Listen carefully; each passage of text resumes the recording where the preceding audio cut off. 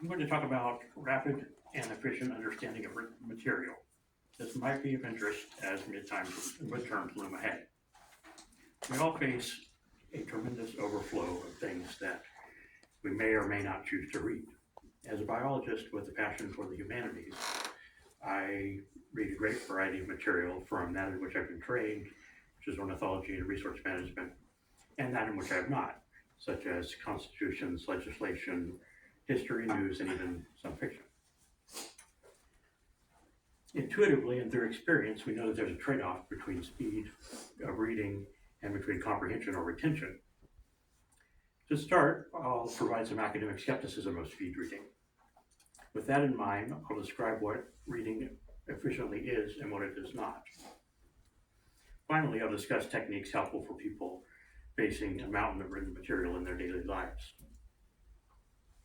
Speed reading has been met with considerable academic skepticism. In 1984, Carver published routing theory predictions for amounts comprehended under different purposes and speed reading conditions in Reading Research Quarterly. Routing theory describes reading as a combination of audio processing, which is listening comprehension, and decoding, which is word recognition. He found that reading composition is best at a set, comfortable speed, and it dropped off at higher speeds, eventually reaching zero. In 2018, Collins and Daniel published the impacts of reading at rapid rates on inference generation,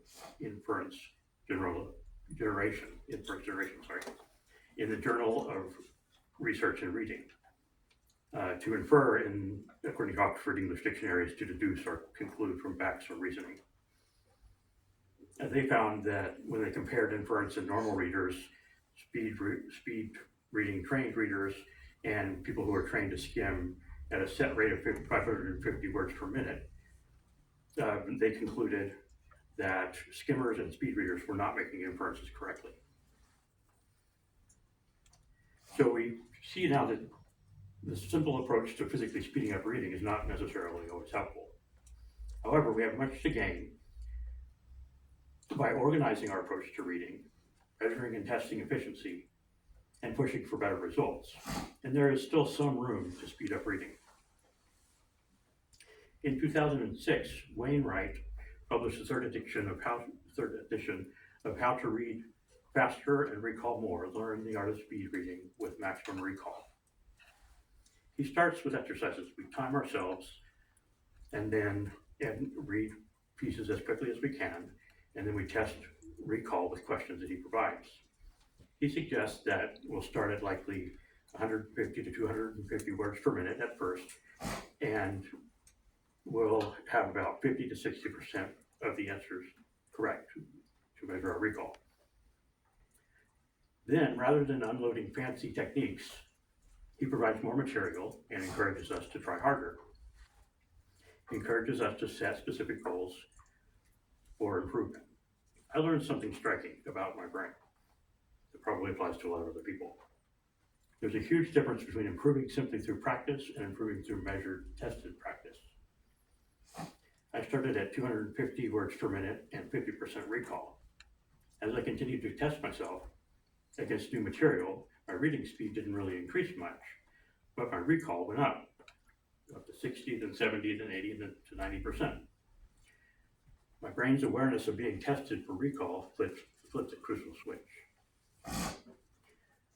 Wainwright suggested that sometimes reading twice quickly is better than once slowly, especially if we make notes on the first pass to highlight points and help isolate what we need to re-examine.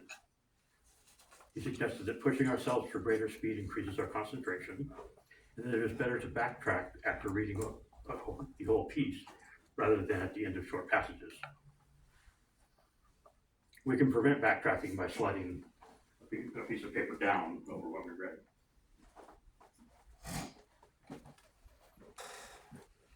Our eyes do not move smoothly but jump from point to point while we're reading, and we can consciously practice taking in a wider field of view so more characters to the side.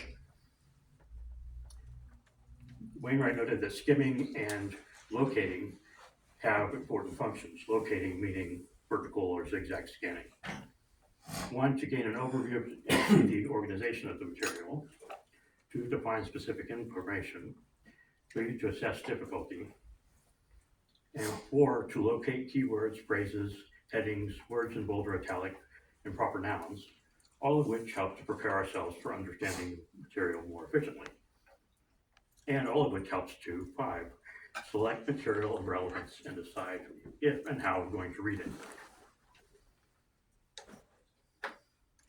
Wainwright suggested that we think of reading at different gears: studying, slow reading, rapid reading, and skimming. In science, we are trained to approach peer-reviewed papers in a related way.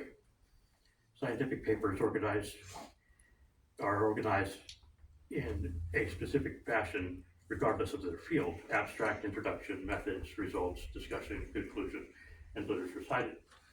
The abstract is often sufficient for determining if the study meets our needs or interests, and might even answer the question at hand. Next, we can read the introduction to understand the background of the problem, or we can review some of the figures in the conclusion, especially if we're rushed. If we're concerned with the strength of the conclusions, we can pore over the methods and results. But if we're instead interested in the implications of the research, we would read the discussion section. Specific goals thus dictate how to shift gears through reading a paper or a journal. We all face a tremendous amount of written material and with a limited amount of time. We learn that speed reading has met skepticism and sometimes failed in controlled tests. We examined what rapid reading can and does not achieve. And we saw that while there is a trade-off between reading speed and comprehension or retention, some techniques optimize the situation, and we examined some of the most helpful ones. I hope you all enjoyed exploring some of the limits of one of the greatest things about being human: written communication. Thank you all.